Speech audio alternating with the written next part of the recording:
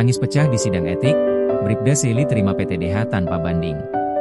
Bribda Muhammad Seily menangis saat mengikuti sidang etik pemecatan dirinya sebagai anggota Polri di Mapolres Banjarbaru, Polda Kalsel Senin, 29 Desember 2025.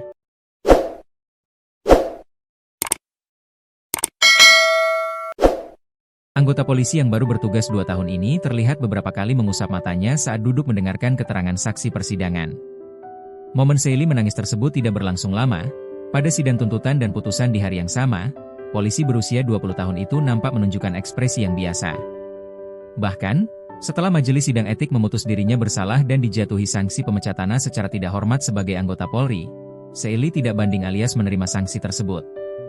Tidak banding, siap menerima, kata Bribda Seily singkat menjawab pertanyaan majelis sidang etik usai pembacaan putusan. Sidang etik ini bukanlah akhir dari pertanggungjawaban Bribda Seily. Setelah PTDH ini, ia dipastikan akan menjalani sidang tindak pidana di peradilan umum. Di mana saat ini penyidikan kasus pembunuhan disertai penguasaan harta korban tengah berjalan di Satreskrim Polresta Banjarmasin. Oleh penyidik, Bribda Seily sebelumnya dijerat M dengan pasal 338 KUHP tentang pembunuhan, dengan ancaman maksimal 20 tahun penjara, serta pasal 364 KUHP tentang pencurian dengan kekerasan, karena mengambil sejumlah barang milik korban. Resmi dipecat imbas diduga bunuh mahasiswi ULM.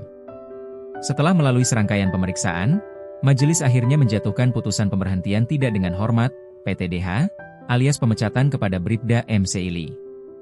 Bribda Seily dinyatakan terbukti melakukan perbuatan seperti dalam dakwaan dan tuntutan penuntut. Menjatuhkan sanksi berupa, sanksi bersifat etika perilaku pelanggar dinyatakan tercela. 2.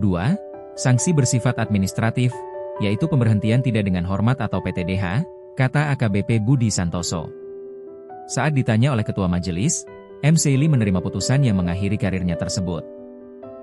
Masih dalam persidangan, AKBP Budi Santoso juga mengingatkan bahwa Bribda M. Seily masih harus menghadapi persidangan pidana atas kasus pembunuhan di pengadilan. Sementara orang tua korban pembunuhan hadir secara langsung dalam sidang.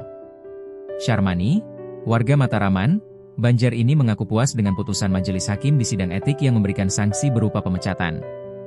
Perasaannya vonis sidang etik ini puas, harapannya nanti pelaku dihukum sesuai hukum yang berlaku, kata Syarmani. Saat sidang berjalan dengan agenda pemeriksaan pelanggar, ketua majelis sempat menyapa orang tua korban yang duduk di kursi pengunjung sidang ini. Majelis menanyakan kepada Syarmani apakah ia menerima permintaan maaf pelaku yang telah mengakui perbuatannya. Namun sebagai orang tua yang baru kehilangan putri, Syarmani mengaku belum bisa langsung memaafkan pelaku sebelum adanya putusan yang dirasa adil.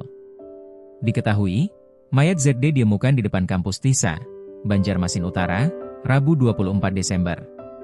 Kurang dari 24 jam, kepolisian berhasil mengamankan terduga pelaku pembunuhan yang merupakan anggota polisi bertugas di Polres Banjarbaru.